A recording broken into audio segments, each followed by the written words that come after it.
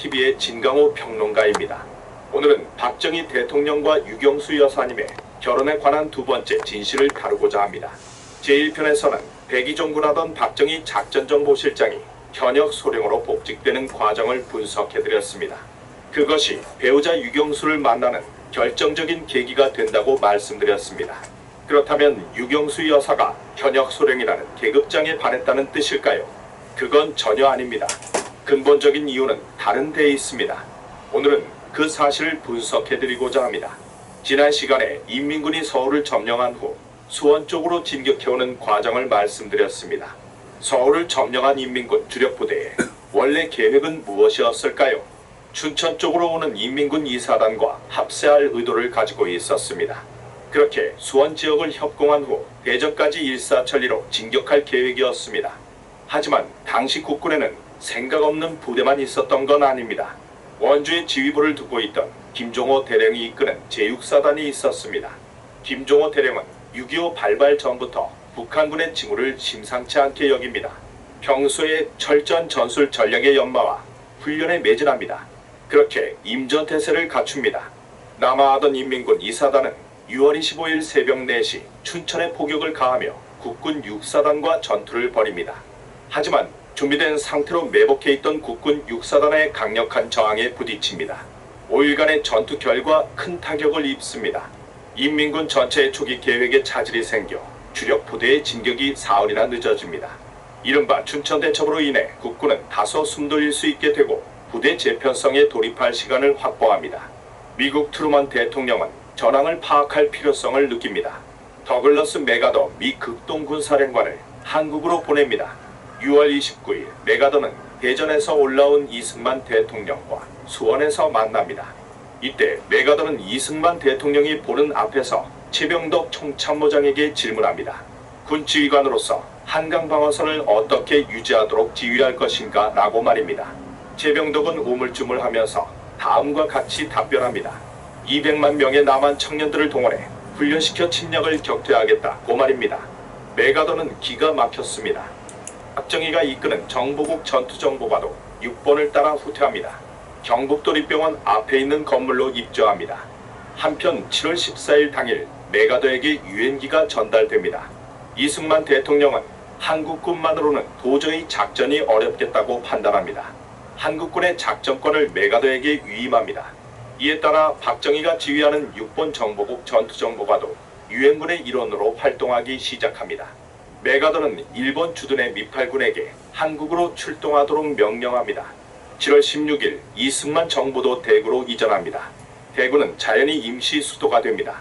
당시 인구 30만에 불과했던 대구에는 피난민이 몰립니다. 갑자기 70만 명이 넘는 인구의 도시가 됩니다. 그러는 사이에도 기세가 오른 북한군은 파죽지세로 남하합니다.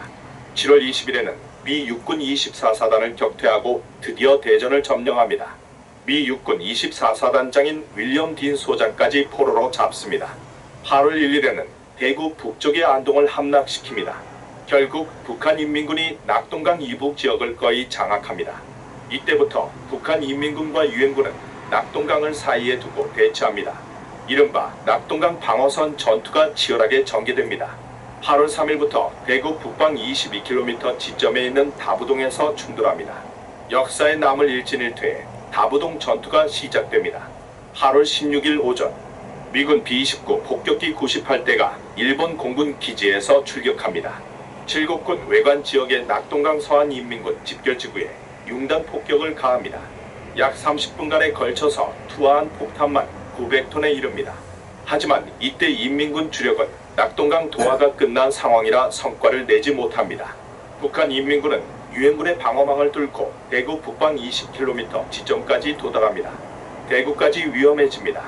8월 18일 이승만 정부는 유랑극단처럼 다시 임시 수도를 부산으로 옮깁니다. 다부동 전투가 격화되면서 수많은 사상자가 납니다. 8월 21일에는 대구 시내에 포탄이 떨어집니다.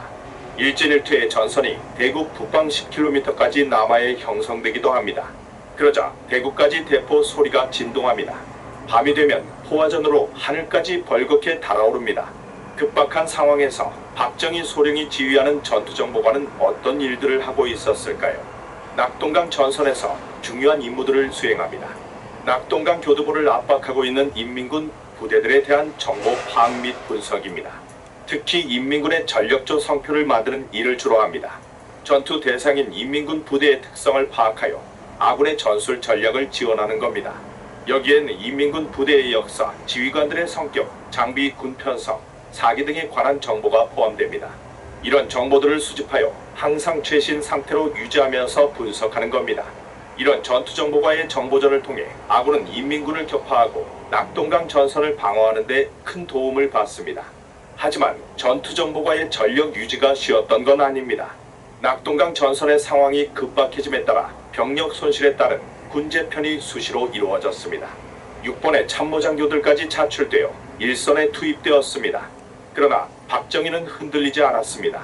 정확한 정보로 싸워야 필승할 수 있다는 신념이 확고했기 때문입니다. 전투정보과 소속 장교들이 임의로 차출되어 전선에 투입되지 않도록 보호했습니다. 힘업으로 다져져야 정보전에서 우위를 점할 수 있기 때문입니다. 이러한 박정희 소령의 소신이 뚜렷한 지휘는 김종필을 비롯한 부하들에게 큰 감동을 줍니다. 일사불란한 지휘체계가 확립됩니다. 이렇게 박정희 소령은 전투정보과를 지휘하며 6번을 따라 대구와 부산을 오갑니다. 이렇게 일하고 있는 박정희를 정보국 보급실장으로 있던 김재춘 소령이 안쓰럽게 봅니다. 그는 육사 5기생이었는데 육사 2기 출신인 박정희 소령을 스승처럼 생각했습니다. 자신들이 교육받을 때 박정희 선배가 교관 역할을 했었습니다.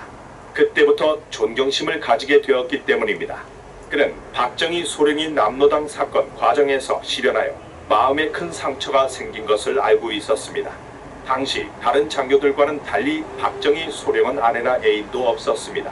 혼자 몸으로 과로하며 전투정보과 업무에만 열중하는 것을 보고 안타까움을 느낍니다. 김재춘 소령은 입만 열면 박정희 소령에게 말합니다.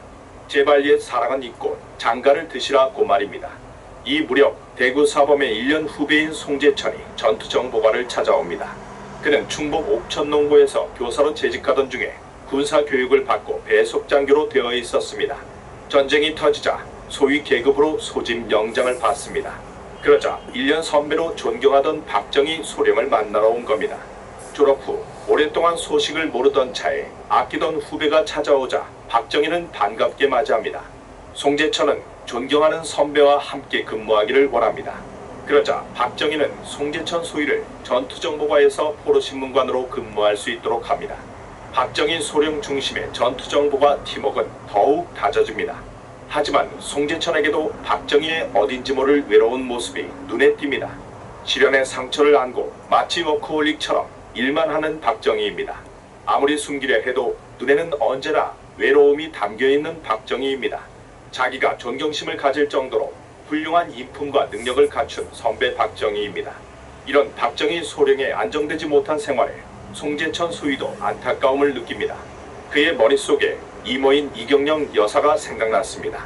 이어서 이모의 차녀인 외가 여동생 유경수가 떠올랐습니다. 모녀가 부산으로 피난 와 영도에서 새방을 얻어 살고 있었습니다. 그는 박정희도 유경수도 너무나 잘 알고 있는 인물이었습니다. 두 사람이 좋은 인연이 될 수 있겠다고 생각합니다.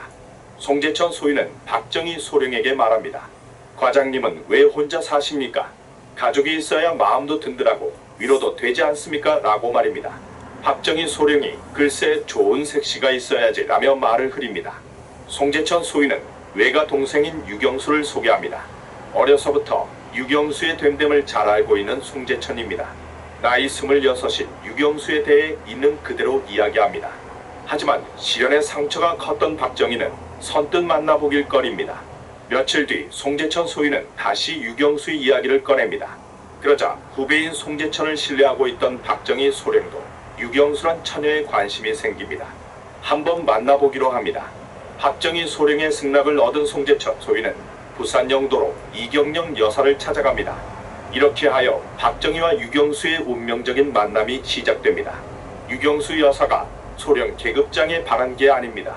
박정희가 현역 소령으로 복귀 후 송재천 소위를 만남으로써 인연이 이어지게 된 것입니다. 하지만 박정희와 유경수의 만남과 결혼은 과연 순탄하게 이루어질까요? 시청자 여러분, 빅데이터를 직접 분석하여 평론하는 강호나라TV의 진짜 분석, 오늘은 여기까지입니다. 평론의 진